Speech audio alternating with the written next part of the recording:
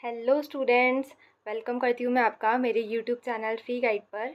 और जैसा कि आपने थंबनेल देखा होगा, कुछ 3-4 सवाल हैं जो आपके अभी मन में आ रहे होंगे, तो उन्हीं को लेकर मैंने ये वीडियो बनाया है।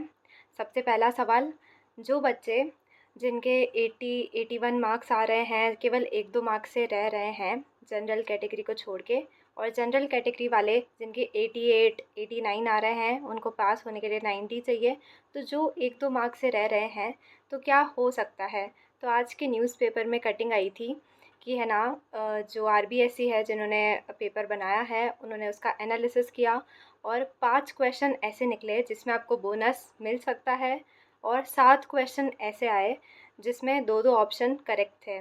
एक पेपर में कटिंग आई थी। अब ये जो उन्होंने पूरा पेपर एनालिसिस किया, ये साइंस, मैथ्स और एसएसटी दोनों को मिलाकर हुआ होगा ऑब्वियसली, है ना? तो इसीलिए जो अगर साइंस मैथ्स का देखा जाए पेपर एनालिसिस, लेवल 2 वाला अगर मैं बोलूँ तो लेवल 2 वाले में 2 ऑप्शन जो थे, मतलब 2 क्वेश्चन ऐसे थे जिसमें 2-2 ऑप्शन करेक्ट थे। तो ऐसा हो सकता है कि इन दोनों क्वेश्चन में आपको बोनस मार्क्स मिल जाएँ। अगर ये दोनों आपके गलत हो रहे थे और अगर बोनस मिल रहा है, तो जिनके 80-81 आ रहे थे उनके 83 आने के चांसेस है, अगर 2 बोनस मिल रहे हैं। और अगर उन्हीं दोनों ऑप्शन में से आपने कोई सा टिक कर रखा है और अगर वो सही हो गया, तो वैसे ही आपके सही वाले में आपने काउंट किया होगा और उसको गिन के ही आपके 81-82 आ रहे होंगे, ठीक है? तो और नॉर्मलाइजेशन भी होगा, तो पर फिर भी चांसेस है कि आपके 1-2 मार्क्स बढ़ सकते हैं। गारंटी नहीं है, बट शायद ऐसी होप है कि बढ़ जाएँ, ठीक है? तो ये तो बात थी कि क्या बढ़ सकते हैं या नहीं बढ़ सकते हैं और क्या हो सकता है। जहाँ तक मुझे लगता है 1-2 मार्क्स बढ़ सकते हैं, क्योंकि बोनस मिलेगा, क्योंकि सवाल ही उनके ऐसे हैं, उनको खुद को पता नहीं ऑप्शन कौन से सही हैं या नहीं हैं। तो आई थिंक बोनस मिलना चाहिए और शायद मिल सकता है। दूसरा क्वेश्चन ये कि जनरल कैटेगरी का तो 90 मार्क्स है, बाकी की कैटेगरी में अगर देखा जाए तो पासिंग मार्क्स क्या है, 82.5 या 90? क्योंकि आप देखो, उन्होंने लिख रखा है 55% होने चाहिए, एलिजिबिलिटी क्राइटेरिया है 55%, 150 का होता है 82.5। तो अब इसको क्या माने हैं? तो देखो, मेरे हिसाब से अगर मानकर चलो तो 83 मार्क्स वाले पास हैं, 82 वाले शायद पास नहीं हैं।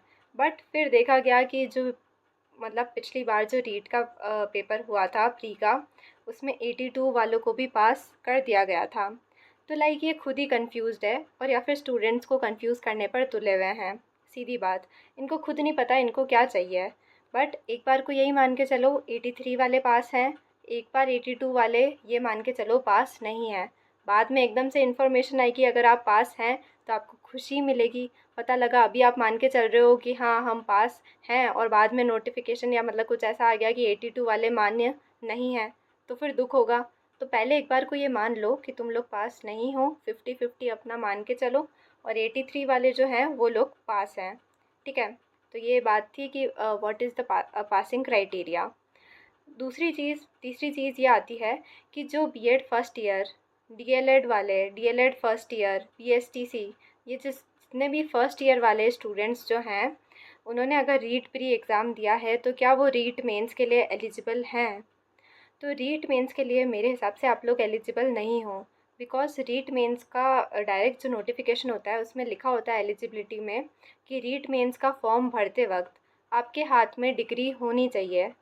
अब डिग्री होनी चाहिए, रिज़ल्ट होना चाहिए। तो अगर आप अभी फर्स्ट ईयर में हो और आपने रीट प्री दिया है, मतलब अगले साल जब पेपर होगा 2026 जनवरी में, तब आपका सेकेंड ईयर करेंटली चल रहा होगा, उस वक्त आपके पेपर नहीं हुए होंगे।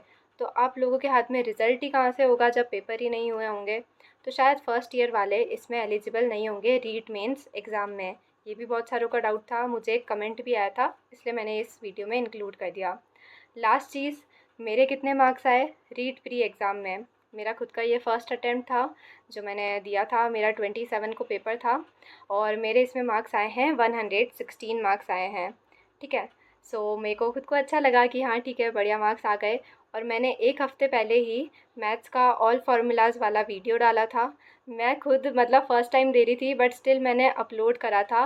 मैंने ये सोच के अपलोड करा था कि एक तो दूसरों की हेल्प हो जाएगी, दूसरे स्टूडेंट्स की, प्लस मेरा ऐसा है कि अगर मैं दूसरों को पढ़ाती हूँ तो मुझे और अच्छे से याद हो जाता है, मेमोराइज़ हो जाता है, और अच्छे से मेरे कंसेप्ट क्लियर हो जाते हैं।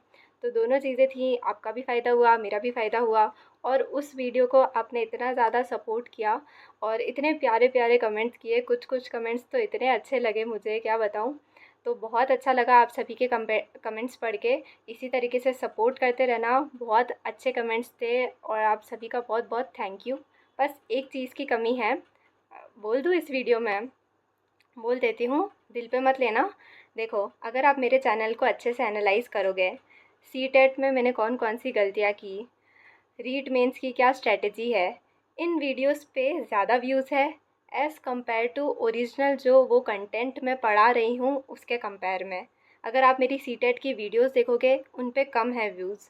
लेकिन अगर आप देखोगे मैंने सीटेट में कौन कौन सी गलतियाँ की, 7-8 मिनट की वो वीडियो होगी, उस पर ज़्यादा व्यूज़ है। अभी मैंने रीट मेंस का पढ़ाना शुरू किया, उस पर कम व्यूज़। और रीट मेंस मतलब उसकी स्ट्रैटेजी बता रही हूँ, तो उस पर ज़्यादा व्यूज़ है। तो मतलब कहीं न कहीं आप लोग पढ़ने के बजाय जो बाकी वीडियोज़ होती है, जो 7-8 मिनट की होती है, उन पर आपका ज़्यादा ध्यान चला जाता है। आई नो बहुत सारे डाउट्स होते हैं, कहाँ से पढ़ें, कैसे पढ़ें, तो वो चीज़ आप सुनने के लिए गए थे उसमें। लेकिन अगर अब सुन लिया है, तो पढ़ने भी तो लग जाओ। तो अगर आप मैथ्स के स्टूडेंट हो और अगर ये वीडियो देख रहे हो, तो मैं मैथ्स की प्लेलिस्ट करा रही हूँ, तो उससे आप पढ़ सकते हैं रीट मेंस एग्ज़ाम के लिए। और इस बात को यहाँ इंक्लूड करने के लिए अगर आपको लगता है मैंने आपका टाइम वेस्ट किया है, तो I am really very sorry. But मुझे दिल से लगा कि ये बात मेंशन करनी चाहिए, not just because of views मैं ये वीडियो ऐसे बनाती हूँ। मेरे को लिटरली ऐसा लगता है कि जो लोग कोर्स नहीं ले सकते और यूट्यूब से फ्री में पढ़ सकते हैं या फ्री में पढ़ना चाहते हैं, उनकी मैं हेल्प करूं। तो आप सही में मैं जो पढ़ा रही हूं वो वाली वीडियोस देखें एज़ कम्पेयर टू इन सारी वीडियोस का, चाहे मेरी ही ऐसी कोई वीडियो हो या किसी और यूट्यूबर की। तो ये वीडियोस कम देखने मतलब कम देखें थोड़ा, और जो मेन कंटेंट है, पढ़ाई है, मटेरियल है, उस पर ज़्यादा फोकस करें। बस बताने का यही मेरा ऑब्जेक्टिव था। बाकी दिल पे मत लेना इतना। और बाकी मिलते हैं नेक्स्ट वीडियो में। Thank you so much.